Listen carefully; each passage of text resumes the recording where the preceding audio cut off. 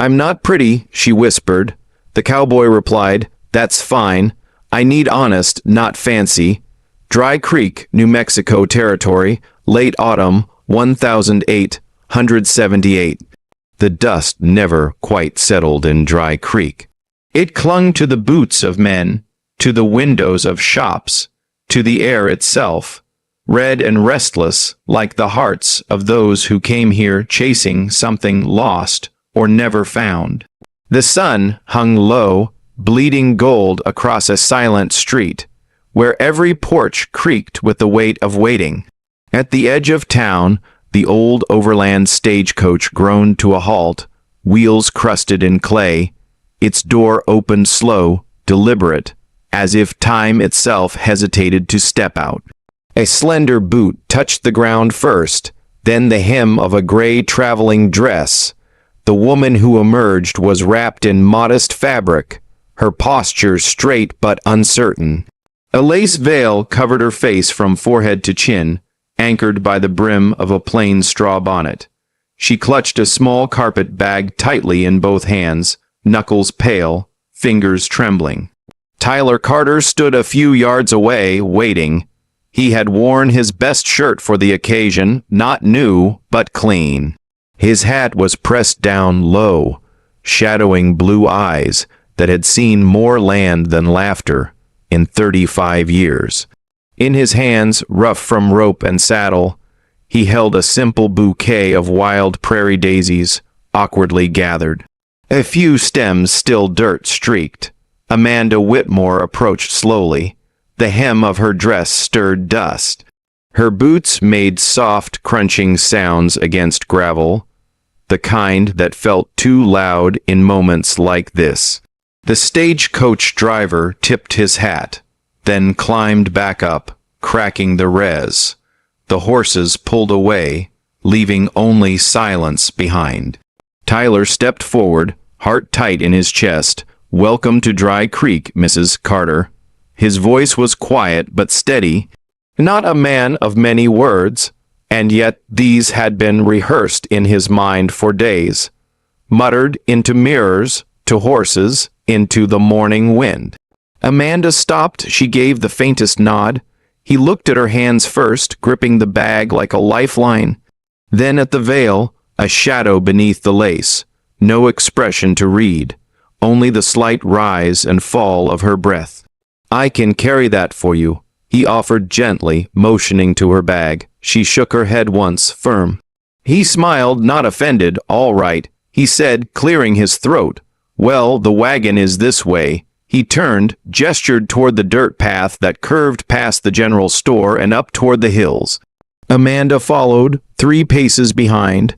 The veil fluttered faintly in the wind, like a curtain, hiding not just her face, but the life she had left behind. They walked in silence. The sun dipped lower, shadows stretched longer. When they reached the wagon, a small, sturdy two-seater hitched to a single brown mare. Tyler placed the flowers down on the seat and turned to help her up. Amanda hesitated. Tyler extended his hand, palm up. She took it with gloved fingers, barely touching his skin. He lifted her gently, then climbed in beside her. He waited a moment. "I imagine it's a long way from Boston," he said. She nodded again. He turned toward her, meaning to say something, perhaps about the land, the weather, the house waiting on the hill. But the veil, gently swaying, held him. Something unspoken pressed between them. "May I?"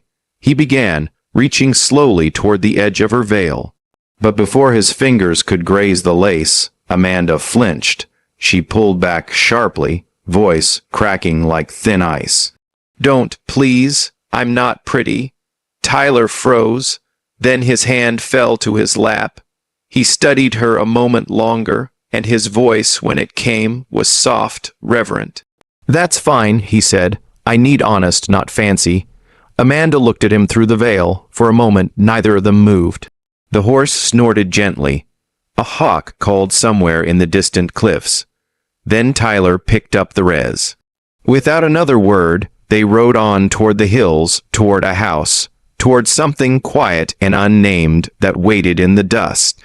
1 week later, The Carter homestead stood quiet on the slope above Dry Creek, its clapboard siding weathered but sturdy like the man who built it.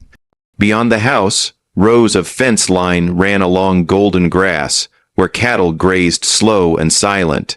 Every sunrise arrived with wind in the wheat and the scent of earth warmed by sun. Amanda rose early each day. She swept the porch, washed the tin dishes from breakfast, scrubbed the floors with pine soap, and baked biscuits without complaint.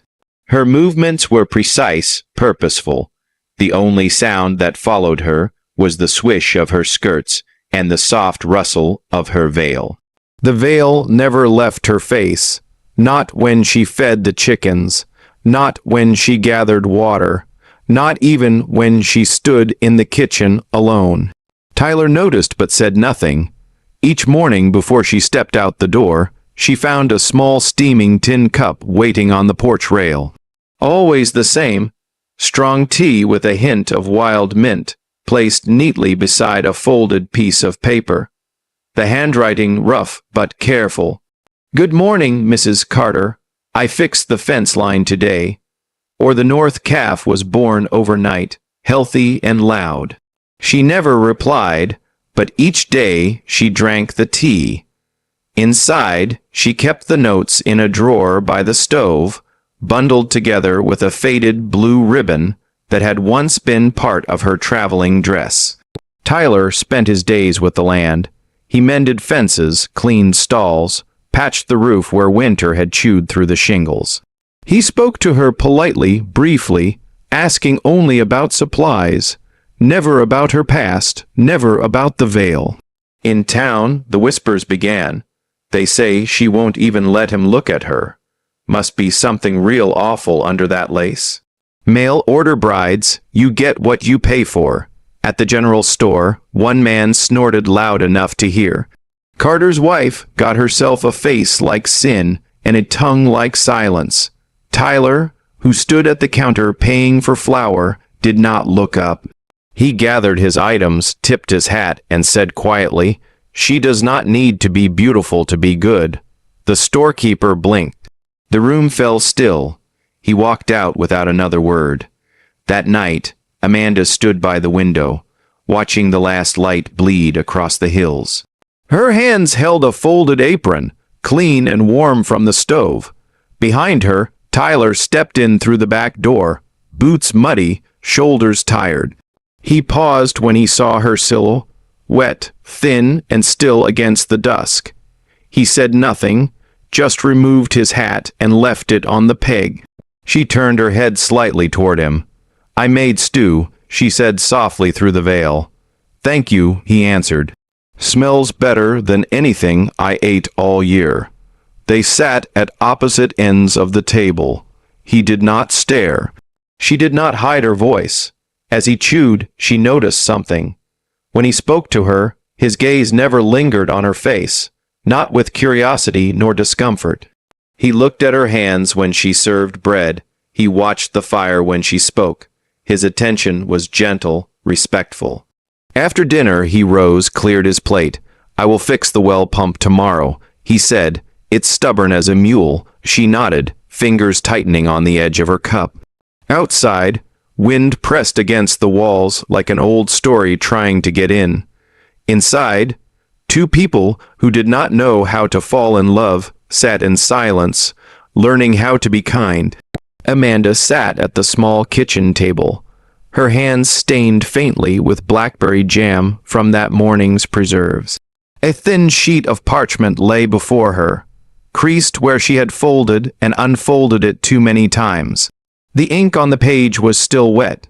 "Dear Clara, you asked me once I left why I chose this. The truth is I could not stay where every mirror felt like mockery. Do you remember when Charles broke off the engagement? He said, I would frighten our children. He said he could not kiss a mouth that reminded him of fire. He said his mother warned him not to marry a girl with ruined skin." Her hand paused, hovering. "He was right, perhaps. I do not look like the women in town. I do not smile easily, but I am still here, and I have not burned." She stopped writing. The quill trembled in her fingers. Slowly, she folded the letter, tucked it into the pocket of her apron, and stood. She would not send it. Outside, the sun cast long shadows across the barnyard.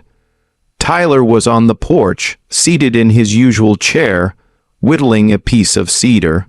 His shirt sleeves were rolled up, forearms dusted with sawdust and sweat. He looked like someone carved from earth and time, quiet, solid, and alone. Amanda watched him from the doorway for a moment before stepping back into the house. Later that evening, she brought in the folded laundry. As she passed the parlor, she saw the door slightly ajar. Candle light flickered against the wall. She paused. Tyler was seated at the small writing desk near the window.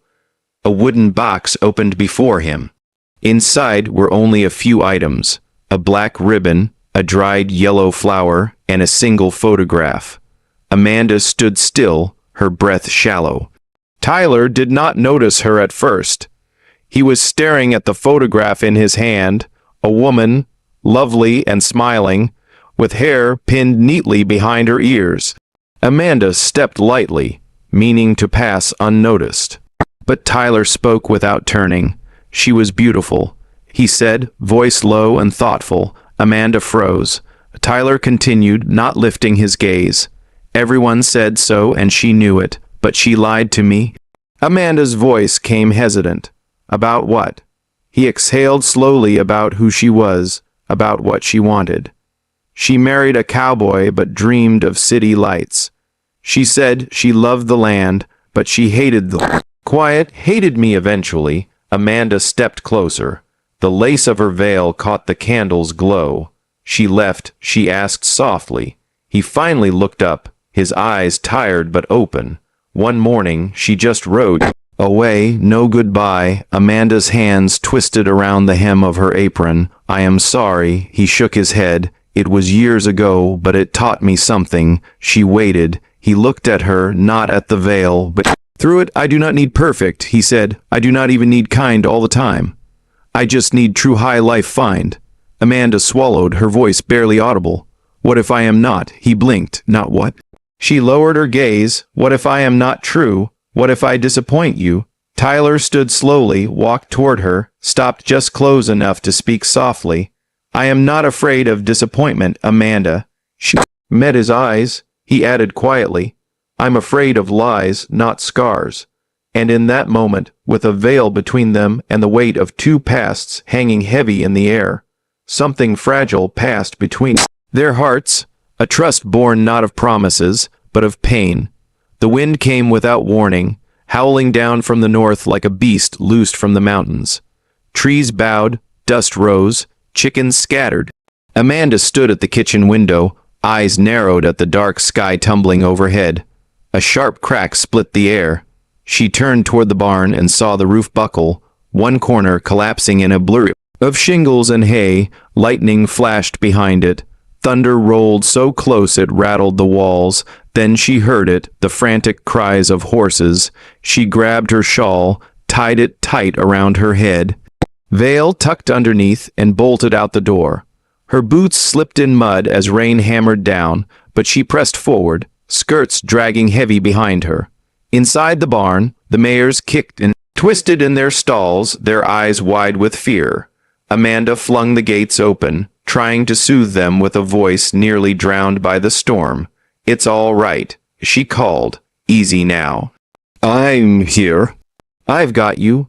One of the horses reared. Amanda ducked, slipped in the straw, and fell hard.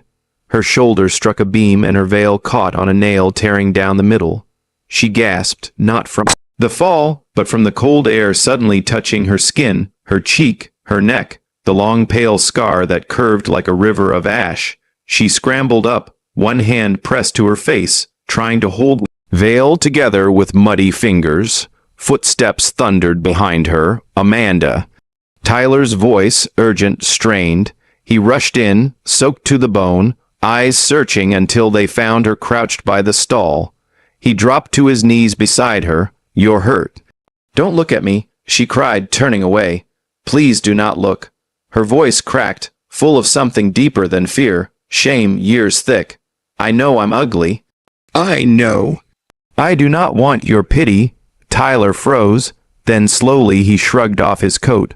Without saying a word, he draped it gently over her shoulders, pulling it close around her like a blanket. Amanda flinched at first, then stilled. His hands were shaking, not from fear, not from disgust, from care. He helped her to her feet, one arm around her back, steadying her as the rain poured harder. They stumbled out of the barn and into the house, leaving muddy footprints on the wooden floors. Inside, he guided her to the bench by the hearth. The fire was low, flickering weakly. Tyler knelt in front of her, still breathless, still dripping. Amanda turned away, pressing the torn veil to her cheek. I should have stayed hidden, she whispered. I should have stayed inside. Tyler reached out, tentative, careful, and took her hand in his. It trembled in his grip. You think I care about a scar? He said, voice low. She said nothing. He squeezed her hand gently. You think I came all this way, married a stranger, because I was looking for a perfect smile. Still silence. I have lived through drought, through nights colder than stone, through the sound of my own name echoing with no one to answer. And you, he paused, eyes soft. You ran into a falling barn to save animals that are not even yours yet. You fell, bled, stood back up. You are more courage than I ever carried in my whole damn body. She looked at him, then really looked. Rain still droomed against the windows. Somewhere outside, the barn moaned with wind. Tyler raised his hand slowly and brushed a streak of mud from her cheek. His touch was light, reverent, not afraid, not repulsed. He did not stare. He did not flinch. I love how you fight, he said. I love how you care. I love the truth in you. Amanda blinked hard. No one had ever said love to her and meant it to mean this. She looked down, hands clutching his coat around her. He rose without another word, tossed another log onto the fire, and sat beside her, close but not pressing. She stayed still. The veil, torn and sodden, lay forgotten on the floor, and though she would wear another in the days to come. Something inside her had shifted, something quiet and small, but warm. For the first time, she believed maybe love could begin, even where beauty never had. The sun had barely risen when the first whispers began. By midday, they spread like wildfire through the post office, the general store, the saloon. Carter's wife, she wears that veil for a reason. Some say her face is half melted, burned, bad in a fire. He married her sight unseen. Poor man didn't know better. She's not a woman, she's a warning. Someone, no one knew who, called her the monster bride. Amanda heard it behind her back. First, then one morning, she caught it full in the face. She had gone to the mercantile alone. Tyler was mending a fence. She needed flour. Her veil fluttered in the breeze as she walked past the porch where two women and an old man played checkers. One of them, Mrs. Pike Sour, mouthed widow with too much time, leaned in as Amanda passed and muttered loud enough for the board to hear, "Well, I suppose if I looked like that, I'd wear a curtain, too." Laughter, low and mean. Amanda froze mid-step, then walked on, spine stiff, hands clenched at her sides. She paid for her things in silence. By the time she returned to the homestead, her hands shook too much to cook dinner. That night, Tyler returned to a quiet house. The hearth was cold, the table unset. He found only a folded piece of paper resting where her cup of tea should have been. I wanted to be enough. I guess I never will.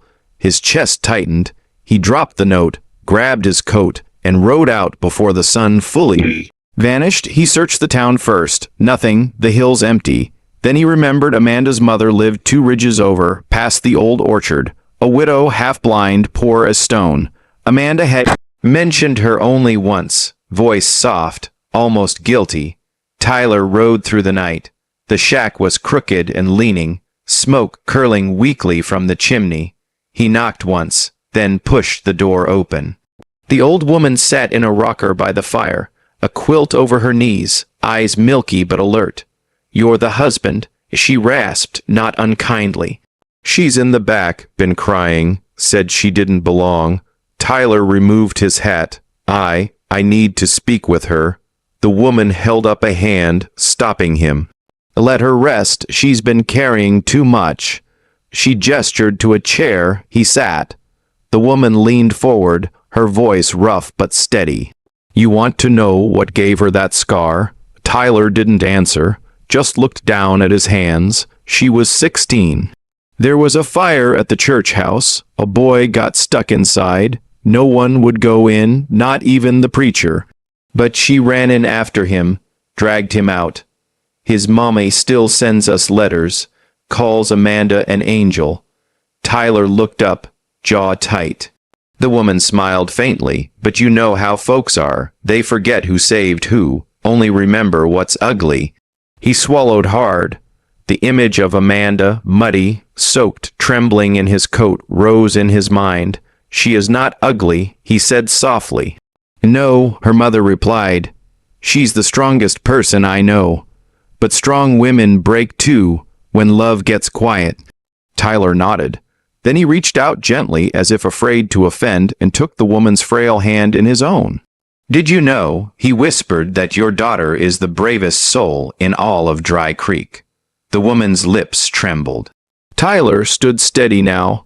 "I will bring her home," he said, "not because she needs saving, but because I cannot breathe right without her." In the next room, Amanda lay awake, tears soaking the pillow. She heard every word, and something inside her, heavy and hopeless for days, shifted just a little toward light. Tyler rode back under a sky the color of old tin, clouds drifting slow across the ridges. The wind had calmed since the night before, but the ache in his chest hadn't. When he reached the homestead, everything felt too quiet. Amanda's shawl still hung on its peg. Her teacup was still on the porch rail, rim stained with a hint of wild mint. Inside, the air was stale with silence. He lit the stove more out of habit than hunger, then walked to the small cedar chest beneath their bed.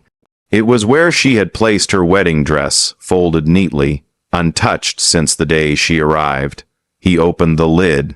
The fabric was soft, simple cotton with a high collar and hand-stitched trim.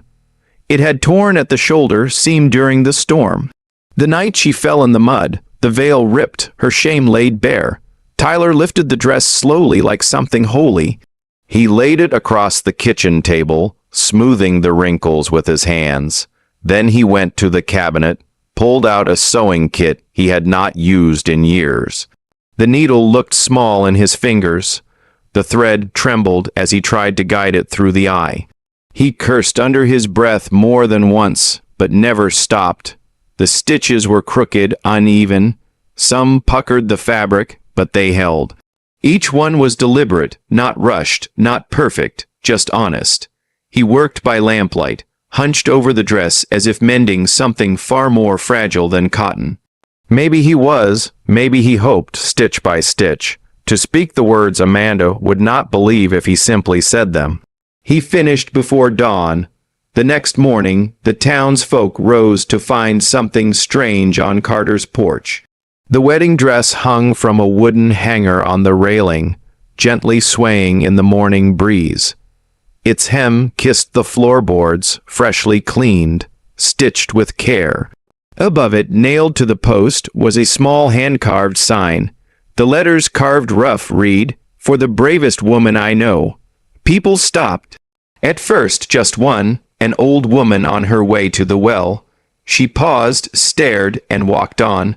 Then another came and another. By noon, someone had left a single daisy on the porch rail. An hour later, a jar of wild flowers joined it. By sundown, there were a dozen bouquets, small notes, a fresh apple pie, even a crocheted shawl. No one spoke about it aloud, but the whispers changed. "She saved a child, you know, ran into a burning building. It may be Carter was right after all. She's not what we thought." "She's more." Tyler said nothing to anyone. He sat on the porch that evening, boots muddy, hat resting on his knee. The wind shifted through the cottonwoods, brushing against the dress like fingers of memory. He watched as one man, quiet, usually cruel, approached with a bundle of blue bells. He placed them gently beneath the dress and stepped back, head bowed. "Guess I was wrong," the man murmured. Tyler didn't respond. He did not need to. The message had been sent, not with fists or arguments, but with thread, with crooked stitches, and one small sign carved by a man who had never learned poetry, but understood what it meant to honor someone with his hands. Amanda had not returned, but the house had begun to wait for her, not just as a place, but as a truth. She was not a hidden thing anymore. She was courage sewn into cotton, and for the first time since Tyler Carter came to Dry Creek, the town saw love not as something pretty, but as something earned. Amanda arrived just as the sun began dipping behind the hills, its gold brushing the tops of the prairie grass like a whisper. Her boots crunched over the gravel path leading to the house, now strangely still, wrapped in the hush that comes before something sacred. She had not planned to return that day. In truth, she had not planned anything since fleeing.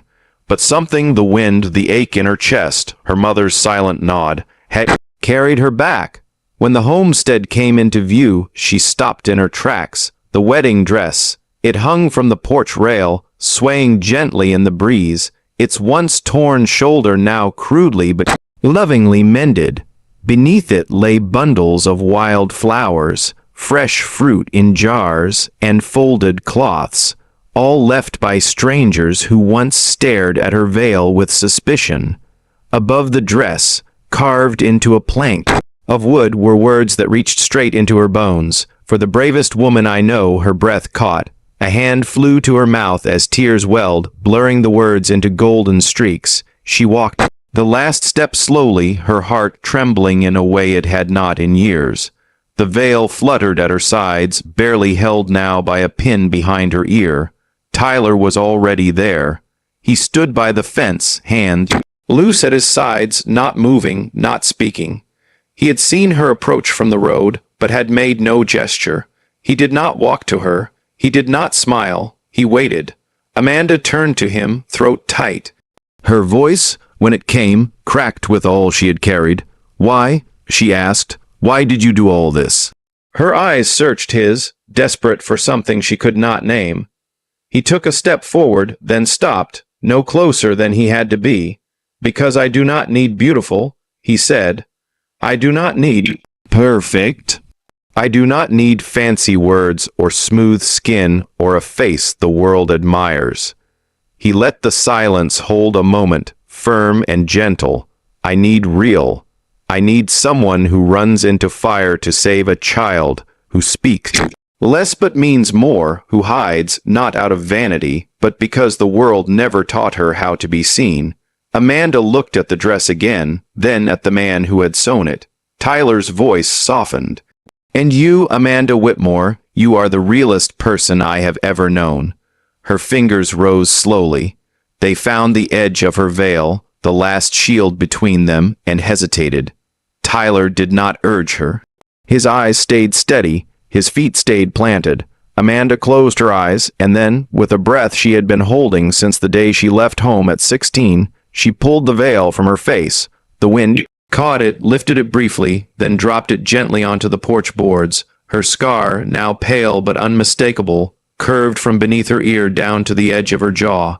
Her skin bore its story. Openly, Tyler looked at her, only her, not with pity, not with surprise, just with the quiet awe of a man who had been waiting a very long time to finally see someone fully. Amanda stood bare, faced in the golden light, tears sliding freely down her cheeks, and for the first time, she was not afraid to be looked at. The sky that evening was the kind of blue that artists try to paint, but never quite get right, washed soft by the light, touched gold at the edges, endless in every direction. The wind carried the scent of prairie grass and wild sage, rustling gently through the tall stems of the meadow behind the house. There, among the wild flowers, stood Amanda and Tyler. No church, no altar, no guests in fine clothes. Just a small gathering of neighbors, quiet and humbled, scattered among the field, standing in a respectful circle. Most of them had never spoken to Amanda directly before. Now they came not to judge, but to witness. Amanda wore her wedding dress, the same simple cotton one, it seems, repaired by Tyler's own hands. She had removed the veil completely, her face uncovered beneath the soft curls pinned behind her ears. The scar across her cheek and neck was bare, catching the fading light with honesty instead of shame. Tyler wore a clean shirt, his sleeves rolled up like always, boots scuffed but polished. He stood tall, weathered, his hands folded in front of him like a man who had found the one thing he never thought he'd deserve. There was no preacher, only an old neighbor, Mr. Henley, with a leather Bible in one hand and a harmonica in his pocket, who had agreed to speak a few words. "I figure," he said, looking around, "love don't always need a building or a bell. Sometimes it just needs two folks brave enough to stand still in the same place." A few chuckles, a few terror smiles. Amanda and Tyler joined hands. Tyler's thumb gently brushed over the back of hers, a small movement, but full of reverence. The wind played with her dress, tugged gently at his collar. When it was time for vows, Amanda's voice trembled, but did not break. "I don't have much to give," she said quietly. Eyes only for him, just work-worn hands, a scarred face, and a heart that's learning how to stay. Tyler didn't speak for a moment. His throat moved as he swallowed. Then, softly, he said, "That's everything I ever needed." A silence settled over the field, sacred and still. Amanda took a half-step closer, her voice almost a whisper. "I'm still not pretty." Tyler looked at her, the corner of his mouth lifting into the gentlest smile. "That's fine," he said. "I need honest, not fancy." He lifted one hand and placed it softly against her cheek, his thumb resting just beside the scar. Then he leaned in and pressed a kiss to her forehead, right where the mark began. Gasps were heard from some in the crowd, not from shock, but from something like awe. There were no rings, just hands held tight, just vows spoken true, just the sound of wild flowers brushing against boots, and a harmonica beginning to play a slow, tender tune as Mr. Henley stood back and gave them space. Tyler and Amanda stood together, sunlight kissing their shoulders, the wind tossing the ends of her dress in little loops of joy. They did not need music. The land sang for them. From a distance, it would have looked like nothing, just two figures in a field, a patch of white dress, a few scattered people. But if someone had stood there with a camera, if a lens had panned slowly outward, the frame would have filled with gold light and dust hanging like halos in the air, and love quiet, unwavering, settling over them like a second skin. And if there had been a voice, a narrator to end the tale, it might have said, "Out here in the West, beauty fades with the sun and wind, but truth and the courage to love with open eyes endures." Then the scene would fade, the harmonica still playing softly, and the screen would darken, but the feeling, that ache, that warmth would stay. If this story touched your heart, if it made you believe even just a little that love doesn't have to be perfect to be powerful, then you're already part of something we hold dear here. At Wild West Love Stories, we tell the kinds of tales that ride slow but hit deep. Stories of scars and second chances, of men who speak soft, and women who dare to stay. Tap that bell, hit that like. Subscribe to join us for more unforgettable romances from the heart of the American frontier. Because out here, bullets may have missed, but hearts never did.